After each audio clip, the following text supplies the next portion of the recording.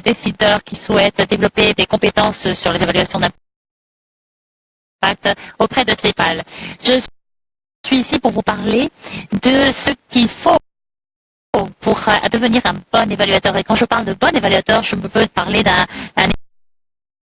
évalueur d'impact. Parce que ici, nous mettons l'accent sur les évaluations d'impact. Donc parlons des compétences que nous considérons nécessaires en tant qu'évaluateur et comment JPAL peut vous aider à développer ces compétences. Il y a bien entendu beaucoup d'autres organisations qui peuvent vous aider à développer ces compétences, mais je vais vous donner bien entendu la perspective de JPAL. Il y a bien entendu d'autres manières de les développer. Alors d'abord, pour ceux qui ne sont pas vraiment familiers avec JPAL, c'est l'Abdul Latif Jamil Poverty Action Lab. C'est un réseau de 143 professeurs affiliés qui sont tous chercheurs. Voici le type d'évaluateurs qui travaillent surtout sur l'économie du développement. Ils appartiennent de presque 50 universités. Et notre mission est de lutter contre la pauvreté et d'améliorer la qualité de vie des personnes en générant des preuves et en diffusant ces preuves solides sur ceux qui marchent sur les politiques publiques et les programmes sociaux qui ont véritablement un impact. Nous avons tous ces bureaux dans le monde et je représente le bureau de l'Amérique latine. Alors comment est-ce que nous travaillons? Eh bien, nous travaillons sur 3 départements. Le premier est le département d'évaluation. Nous avons un chercheur affilié qui s'occupe d'évaluation d'impact et ils utilisent une seule méthodologie. Et nous parlons des expériences, pour répondre à ces questions et nous leur donnons donc du soutien pour leurs évaluations. Nous faisons aussi de la diffusion de politique. Nous essayons de diffuser les résultats de ces évaluations pour que les décideurs puissent prendre des décisions mieux informées. Nous essayons aussi de promouvoir l'institutionnalisation des évaluations d'impact, des preuves au sein du gouvernement et pour mettre à l'échelle ce qui marche. Finalement, nous faisons aussi du renforcement de capacité. Les formations sont importantes dans notre mission. J'ai un problème ici avec ma batterie, une seconde. Pardon.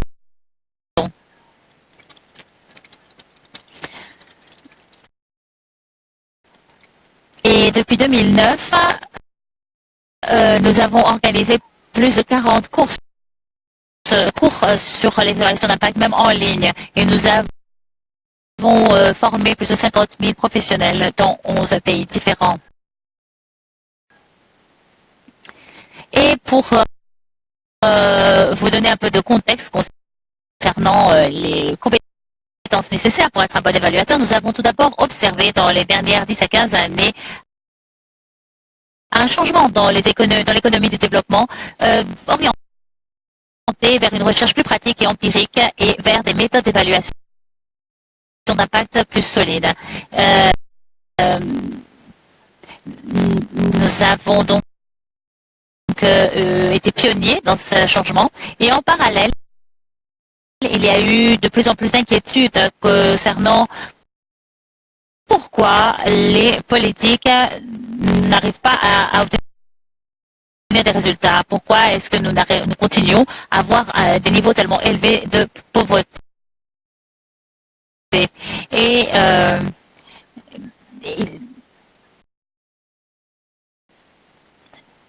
il parle des 3 dans un livre, l'idéologie, l'ignorance et l'inertie. Mais comment est-ce que les politiques sont faites tout d'abord? Est-ce qu'elles sont fondées sur l'intuition, sur l'expérience, sur les preuves, sur les intérêts politiques? Et en parallèle à ce changement dans l'économie du développement, la communauté de développement donne davantage d'intérêt aux politiques fondées sur les preuves et le développement fondé sur les résultats. Et Nous parlons alors de résultats empiriques qui sont basés sur les microdata, sur les microdonnées. Et ici, les chercheurs cherchent des opportunités de formation afin d'élargir, disons, les connaissances sur les techniques les plus modernes. Et nous avons aussi de nouveaux professionnels qui commencent dans ce domaine et qui deviennent davantage conscients de besoin d'être familiarisés avec ces techniques. Et cela veut aussi dire que les preneurs de décision dans les ONG ou gouvernements ont besoin d'avoir des compétences techniques bien plus importantes que dans le passé afin d'incorporer toutes ces preuves dans leur travail. Et voici un exemple de ce changement. Vous pouvez voir sur ce tableau, nous voyons les pays selon leur score dans le test de langage PISA que vous connaissez peut-être. La question est quelle est la variable qui est représentée sur l'axe Y? Alors peut-être que vous pensez qu'il s'agit des revenus sur le capital ou les années d'études ou l'éducation de la mère. Mais en fait, ici, nous voyons la consommation la consommation de glace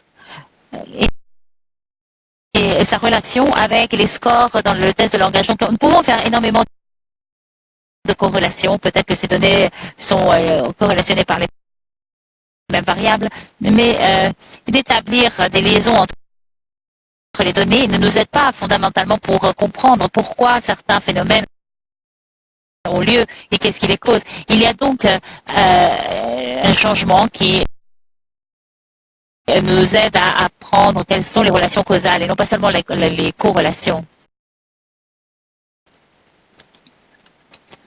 ou les correspondances. Et quel est l'impact quand nous parlons d'impact? Parce que si nous allons définir l'impact en tant qu'une comparaison entre le résultat après avoir produit le programme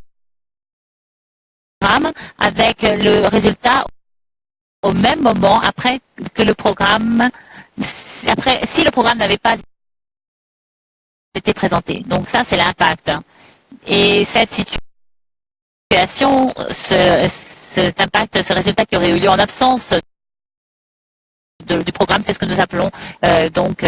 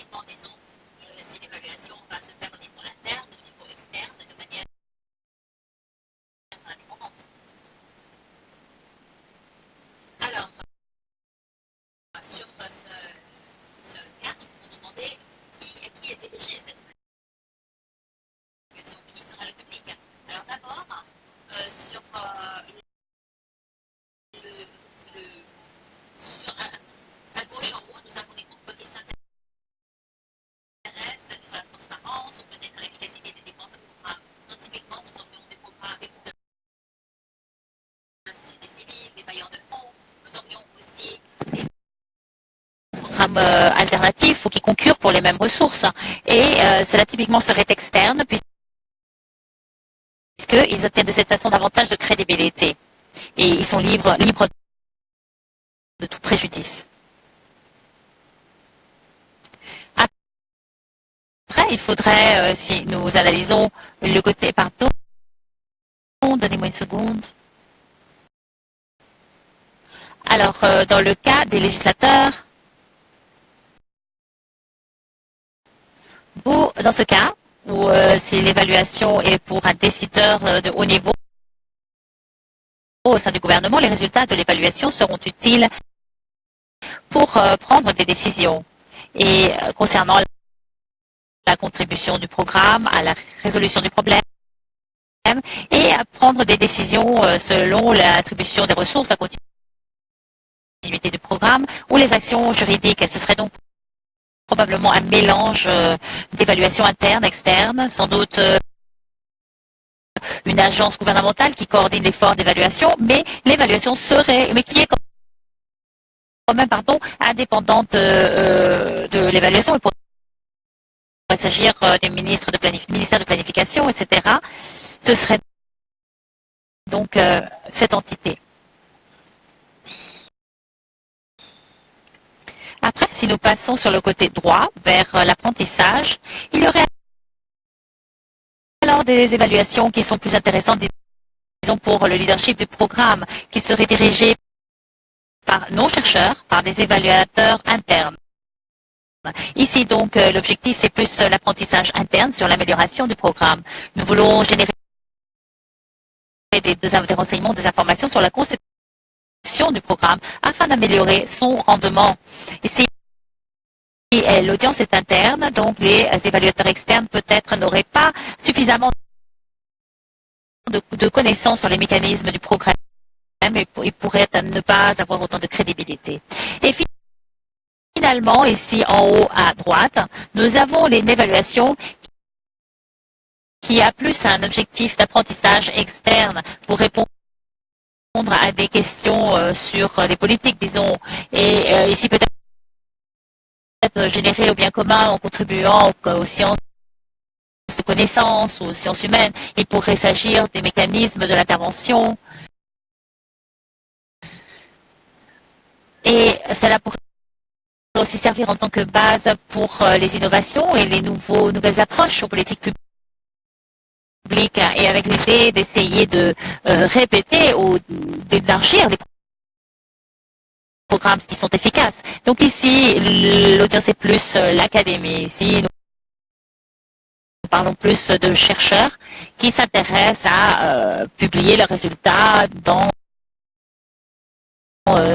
des révisions scientifiques. Et donc ce serait plus externe.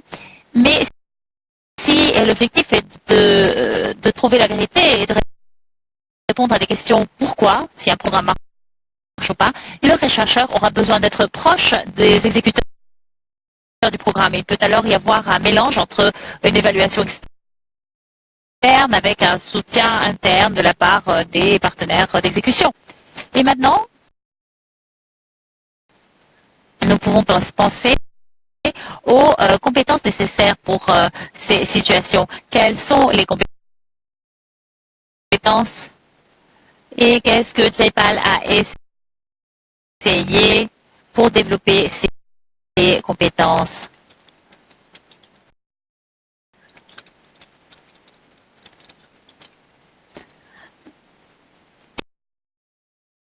Et quand nous cherchons à avoir davantage de redevabilité, alors dans ce cas peut-être qu'il y aurait plus une focalisation sur l'évaluation monétaire et avant de réfléchir à l'impact des compétences, il faudrait réaliser une évaluation du processus de programme.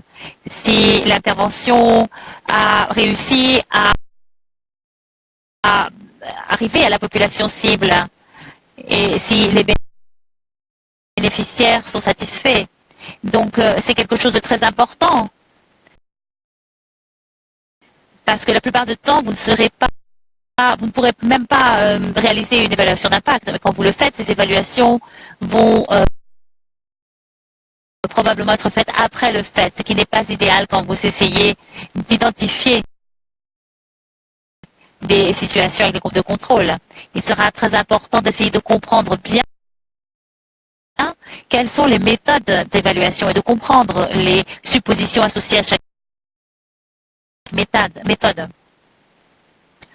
Et des recommandations de notre part, c'est que si vous n'êtes pas sûr d'obtenir un résultat clair, sans préjudice, il faudrait peut-être se centrer plutôt sur des preuves descriptives qui seraient plus utiles pour la prise de décision. Donc, il faut aussi pouvoir communiquer les résultats d'une façon qui soit compréhensible pour l'audience. Donc, si JPAL, il faut voir ce qu'il peut faire pour vous, ce que cette organisation peut faire pour vous, le JPAL, donc.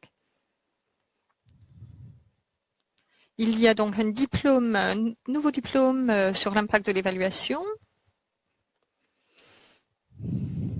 à l'université de l'Isa Católica. Un nouveau programme de 120 heures, donc.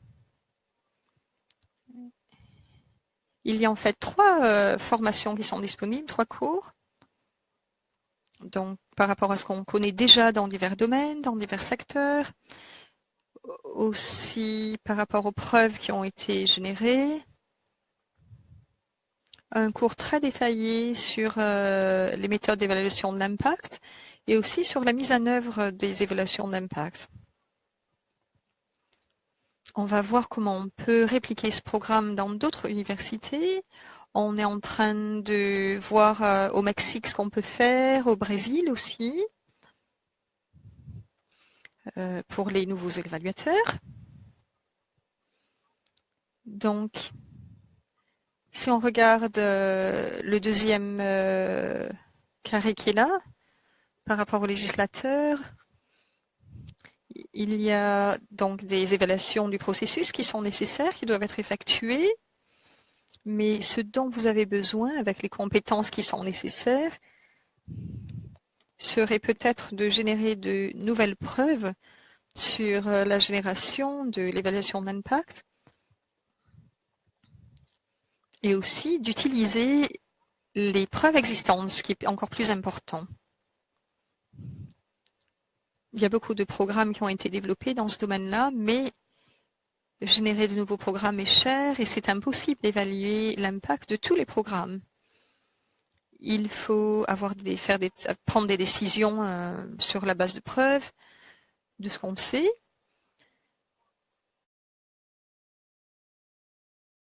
Et pouvoir prendre des décisions sur ce qu'on doit faire.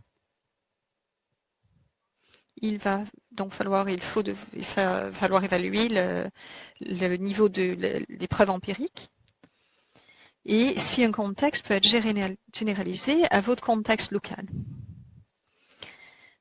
Et aussi comment les connaissances existantes peuvent être utilisées pour concevoir de nouveaux programmes.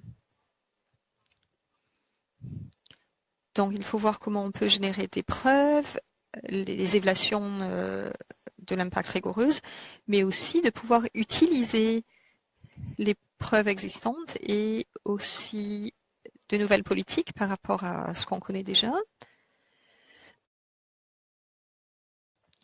Donc, JPAL peut fonctionner sur plusieurs secteurs. Il y a des présidents qui sont responsables de certains secteurs, qui résument certaines conclusions. Si vous allez sur le site internet de JPAL, vous aurez des indications sur ce sujet-là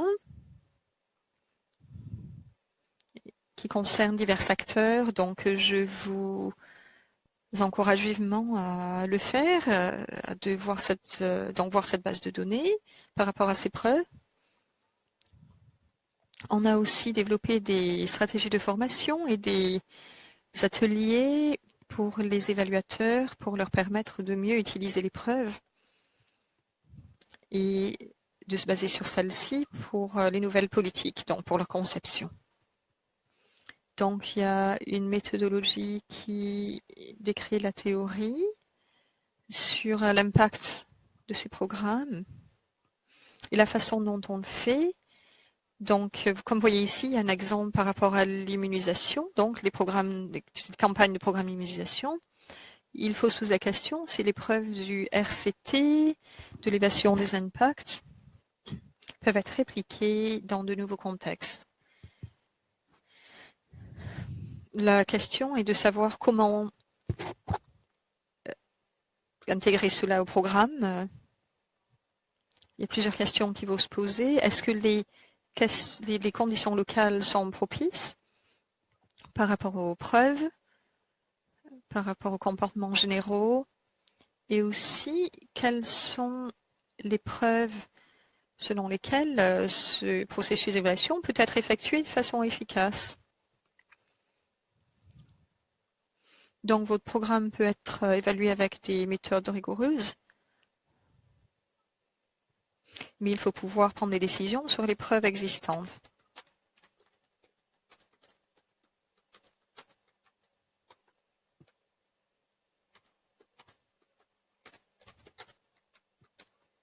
Donc, si on regarde ce qui est sur la droite, donc ces méthodes sont mises en œuvre par les gérants du programme, les directeurs du programme. Vous avez aussi diverses compétences que vous pourriez vouloir développer. Donc, par exemple, les processus d'évaluation, comme on l'a dit tout à l'heure. Dans plusieurs cas, ces évaluations ne seront pas nécessairement mises en œuvre par les évaluateurs internes, mais elles seront conçues par ceux-ci, où on leur demandera de les concevoir. Et ensuite, on collectera des données qui nous permettront de progresser. Donc, c'est nécessaire d'avoir les compétences nécessaires pour pouvoir effectuer l'impact de l'évaluation de façon rigoureuse. Les essais randomisés ne seraient peut-être pas possibles dans ce cas-là, pas pour être utilisés. Si vous voulez apprendre comment mettre en œuvre une expérience, il faut le faire dans la pratique, en accomplissant certaines tâches et en travaillant en partenariat avec d'autres chercheurs. Dans la région, quelque chose a très bien fonctionné dans ce qu'on appelle des formations de courte durée et des cliniques d'évaluation.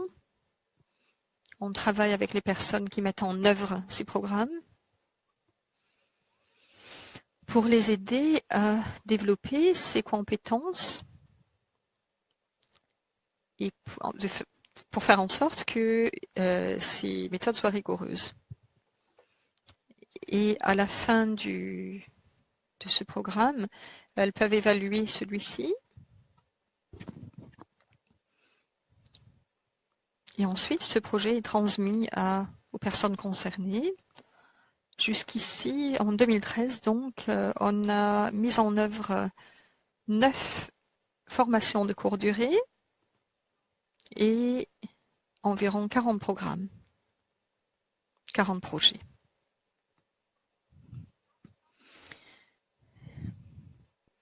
Pour ce qui concerne la dernière compétence dont vous avez besoin pour faire ce travail d'évaluation, pour faire en sorte qu'il puisse être publié du point de vue scientifique, du point de vue de la recherche, il faut dans ce cas-là pouvoir développer le langage économique, le langage de recherche. La plupart des évaluateurs ont déjà un diplôme universitaire, un doctorat ou autre, donc ils connaissent la terminologie nécessaire. Il va quand même falloir aussi transmettre ceci aux organisations qu'ils mettront en place.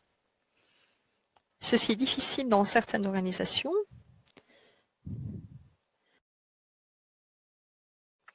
On essaye de répondre aux questions qui ont été posées, qui ont été définies à la fois par les décideurs politiques et les chercheurs. Donc, ce qu'on peut faire pour vous donc, c'est de vous offrir des cours avancés, des formations assez poussées, qui donc présentent la situation à des chercheurs qui sont déjà familiers avec l'économie. On leur apprend des choses par rapport à l'analyse l'interprétation des résultats et la conception expérimentale. Le prochain cours qu'on a, c'est à université, aura lieu dans une université au Mexique. Et une autre stratégie importante qui est la nôtre, qui a été mentionnée dans d'autres présentations, est la formation numérique et les plateformes Internet. Donc, il y a eu des importants efforts qui ont été réalisés pour offrir une série de formations en ligne qui sont assez poussées et qui sont effectuées par des professeurs universitaires dans le domaine de l'informatique. Ce sont des très bons outils si vous voulez développer des compétences pendant votre carrière. La plupart d'entre eux sont soit gratuits, soit de très bon marché, donc pas cher du tout. Donc oui, restez connectés avec nous parce que lundi prochain, Jaipal a une annonce importante à faire. Elle va lancer un nouveau programme de formation pour les jeunes professionnels qui veulent perfectionner ces compétences. Donc si vous voulez vous présenter pour ce programme, le suivre, je peux vous pas dire grand-chose maintenant parce que ça sera seulement officiel lundi prochain, mais tout sera sur notre site internet par rapport à ce programme très intéressant. Donc merci beaucoup. Si on a le temps, je peux répondre aux questions maintenant, sinon je pourrais le faire par email.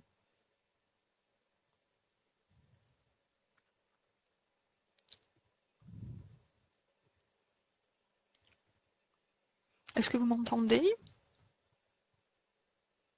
D'accord. Merci beaucoup.